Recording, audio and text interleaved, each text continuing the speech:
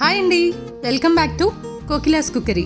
ఇవాళ మన వీడియోలో రవ్వ లడ్డూని ఈజీ అండ్ ఫాస్ట్గా ఎలా చేసుకోవాలి అనేది చూసేద్దాం. ముందుగా ఒక ప్యాన్లో 2 టేబుల్ స్పూన్ల నెయ్యి వేసుకుని ఒక చిన్న కప్పు జీడిపప్పుని దోరగా వేయించుకోవాలి.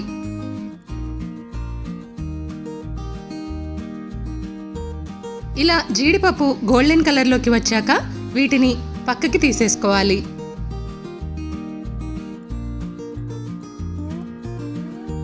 ఇప్పుడు అదే ప్యాన్లో జీడిపప్పు తీసేగా ఆల్రెడీ నెయ్యి ఉంటుంది కాబట్టి ఆ నెయ్యిలో 1 కప్పు ఎండు కొబ్బరిని వేసుకుని వేయించుకోవాలి.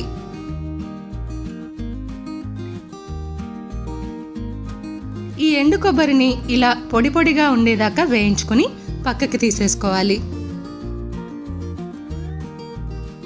ఇప్పుడు అదే ప్యాన్లో 2 టేబుల్ స్పూన్ల నెయ్యి వేసుకుని దానిలో 1 కప్పు సూజీ రవ్వ అంటే బొంబాయి రవ్వను వేసుకుని రవ్వ కొద్దిగా వాసన వచ్చేదాకా వేయించుకోవాలి.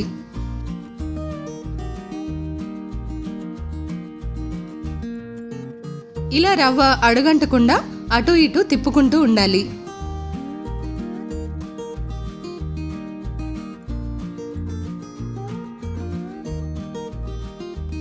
చూసారు కదా, రవ్వ ఇలా బాగా వేగాక దీన్ని ఒక ప్లేట్లోకి తీసుకుని కొద్దిగా చల్లారనివ్వాలి.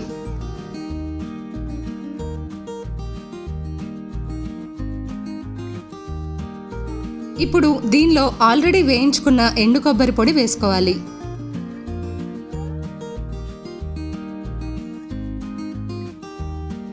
అలాగే దీనిలోకి 2.5 కప్పుల షుగర్ని వేసుకోవాలి. షుగర్ కనుక కొద్దిగా పెద్ద పలుకులు ఉంటే పౌడర్ చేసుకుని వేసుకోవచ్చు. స్వీట్నెస్ ఎక్కువ ఇష్టపడే వాళ్ళు ఒక 1/2 కప్ షుగర్ ఎక్కువ వేసుకోవచ్చు. దీనిలో 1 టీ స్పూన్ ఇలాచీ పౌడర్ వేసుకుని అలాగే ముందు ఫ్రై చేసుకున్న జీడిపప్పును కూడా వేసి బాగా కలుపుకోవాలి.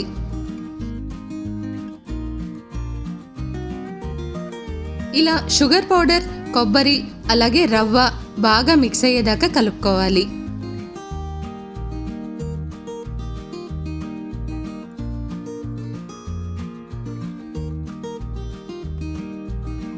ఇప్పుడు దీనిలోకి 1/2 లీటర్ పాలని వేడి చేసుకుని ఆ వేడి పాలను దీనిలో పోసుకోవాలి. అయితే పాలు ఒకేసారి కాకుండా కొద్ది కొద్దిగా పోసుకుని చేసుకుంటే పాలు ఎక్కువైనా కొద్దిగా రవ్వ కలుపుకుని చేసుకోవడానికి కుదురుతుంది. చూసారు కదా, ఇలా పాలని కొద్ది కొద్దిగా పోసుకుని కలిపి లడ్డు కింద చేసుకోవాలి. పాలు మనం తీసుకునే రవ్వ కన్సిస్టెన్సీ బట్టి కాసుకోవాలి. కరెక్ట్గా 1/2 లీటర్ పడతాయని ఏం లేదు. ఇలా ఈ రవ్వకి ఎన్ని లడ్డూలు అవుతాయో అన్ని లడ్డూలు చేసుకుని పెట్టుకోవాలి. ఇంటికి ఎవరైనా గెస్ట్లు వచ్చినప్పుడు ఈ రవ్వ లడ్డూలని చాలా ఈజీగా ఫాస్ట్గా తయారు చేసుకోవచ్చు. ఇలా మీరు కూడా ఒకసారి ట్రై చేయండి, చాలా టేస్టీగా ఉంటాయి. చూసారు కదా, రవ్వ లడ్డు రెడీ అయిపోయాయి. వీటిని ఎయిర్ టైట్ బాక్స్లో పెట్టుకుని ఉంచుకుంటే త్వరగా పాడవకుండా ఎక్కువ రోజులు ఉంటాయి.